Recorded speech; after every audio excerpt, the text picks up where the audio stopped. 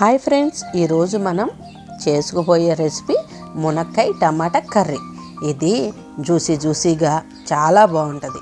అలాగే ఏ మసాలా వేసినా అయిపోయినా కూడా పర్ఫెక్ట్గా కుదిరిద్ది. ఇప్పుడే వంట నేర్చుకుంటున్న బిగినర్స్ అలాగే బ్యాచిలర్స్ కూడా ఈజీగా చేయగలిగే ఈ కర్రీని ఎలా చేయాలో, ఇంకో విషయం, ఇందులో మునక్కాయ ఉంది కదండి, దాని యొక్క పోషక విలువలు ఈ రోజుల్లో ఎవరికి తెలియవు.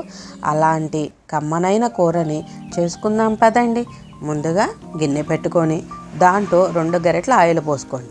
ఒక పెద్ద సైజు ఉల్లిపాయని సన్నగా తరిగి 4 పచ్చిమిర్చిని కూడా నిలువుగా చీల్చుకొని వేయించుకోండి. అవి కొద్దిగా రంగు మారిన తర్వాత కొద్దిగా అల్లం వెల్లుల్లి పేస్ట్ వేసుకోండి. తర్వాత వేగిన తర్వాత కొద్దిగా పసుపు, తగినంత కారం. టమాటా కర్రీలోకి కారం కొంచెం ఎక్కువే పట్టింది. ఇప్పుడు తగినంత ఉప్పు, ధనియాలు, జీలకర్ర పొడి, అలాగే కొద్దిగా గరం మసాలా వేసి ఒక రౌండ్ కలపండి. కలిపిన తర్వాత మనం ఒక 1/2 కేజీ టమాటాలని సన్నగా తరిగి అవి కూడా వేసి అవన్నీ కలిసేంతవరకు, ఆ మసాలా అంతా కలిసేంతవరకు కలిపి మూత పెట్టండి. ఒక 10 నిమిషాల తర్వాత తీసి ఇప్పుడు ముందుగానే పీల్ చేసి చక్కగా కడిగి పెట్టుకున్న మునక్కాయ ముక్కలు కూడా వేసి చక్కగా కలిపి మళ్ళీ మూత పెట్టండి. ఒక 10 నిమిషాల తర్వాత కొద్దిగా వాటర్ యాడ్ చేయండి.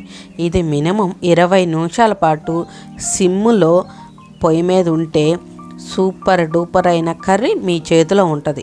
టేస్టీ అయిన కర్రీలోకి ఏదో ఒకటి తగ్గింది కదండి, అదేనండి కరివేపాకు ఇప్పుడు పచ్చిది వేసి మనకి మునక్కాయ ఉడికిందా లేదని అలా నొక్కితే తెలుస్తుంది. కొద్దిగా కొత్తిమీర వేసుకో. చూసారా, ఇట్టే అయిపోయిందండి మన సూపర్ డూపర్ అయిన మునక్కాయ టమాటా కర్రీ.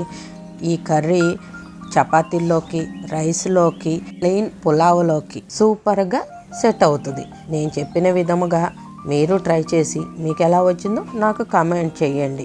ఈ వీడియో కనుక మీకు నచ్చినట్లయితే లైక్ చేయండి, మీ ఫ్రెండ్స్ అండ్ ఫ్యామిలీకి షేర్ చేయండి. మరిన్ని వీడియోల కోసం మన ఛానల్ని సబ్స్క్రైబ్ చేయండి.